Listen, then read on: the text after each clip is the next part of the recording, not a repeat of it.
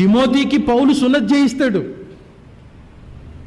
Timothy ఎవరికి పుట్టాడు అంటే అన్యజనుడికి పుట్టాడు. కానీ తిమోతి తల్లి ఆవిడ యూదురాలే, ఆవిడ విశ్వాసురాలే. ఆవిడ వాక్యంలో బాల్యం నుండి పెంచిద్ది.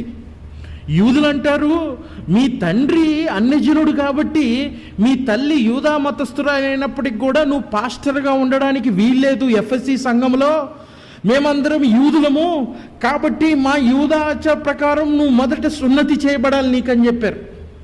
వాళ్ళు అంతగా మతం చేత పట్టుబడి ఉంటే పౌలు ఏం చేస్తాడంటే, మనకి సమాధానమే కావాలి, మేమైతే సున్నతి వల్ల నీతి కలిగిద్దని నమ్మట్లేదు, కానీ మీ మనస్సాక్షి నిమిత్తము ఈ బిడ్డకి నేను సున్నతి చేయిస్తానని తిమోతికి సున్నతి చేయిస్తాడు పౌలు.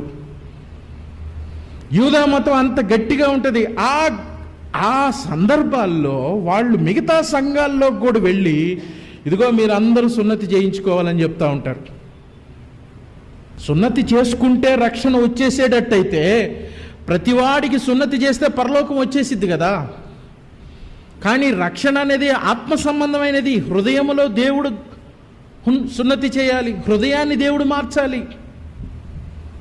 సో శరీర సంబంధంగా రక్షణ రాదు, శరీర సంబంధమైన క్రియల ద్వారా రక్షణ రాదు అన్నది క్రైస్తవ సిద్ధాంతం. విశ్వాసం ద్వారా వచ్చింది అన్నది. ఇప్పుడు ఈ సంఘాన్ని చెరుపుటకు వాళ్ళు అక్కడి నుంచి వచ్చి ఈ సంఘాన్ని కలవరపరుస్తున్నారు. అప్పుడు అపోస్తులు మాట్లాడిన మాట ఏంటంటే, ఇదిగోండి హృదయమందు, ఇదిగో మరి 8వ వచనం, మరియు హృదయములు ఎరిగిన దేవుడు మనకు అనుగ్రహించినట్టే వారికిని పరిశుద్ధాత్మను అనుగ్రహించి వారిని గూర్చి సాక్ష్యం ఇచ్చెను. వారి హృదయములను విశ్వాసం వల్ల పవిత్రపరిచి మనకును వారికిని ఏ భేదమును కనపరచలేదు. కనుక మనను మన పితరులైనను మనమైనను మోయలేని కాడిని శిష్యుల మెడ మీద పెట్టి మీరెందుకు దేవుణ్ణి శోధిస్తున్నారు? అపోస్తులు చెప్పిన మాట ఇది.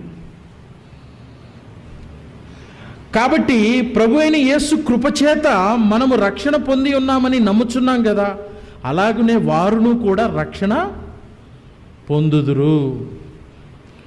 Salvation is by the faith and by the grace. కృపచేత విశ్వాసము ద్వారా మనం రక్షణ పొందున్నాం. కాబట్టి వాళ్ళ మీద ఏ భారం పెట్టొద్దు. ఇది ఎవరు చెప్పారు? అపోస్తులు పెద్దలు నిర్ణయించుకొని ఈ మాటను చెప్పారు.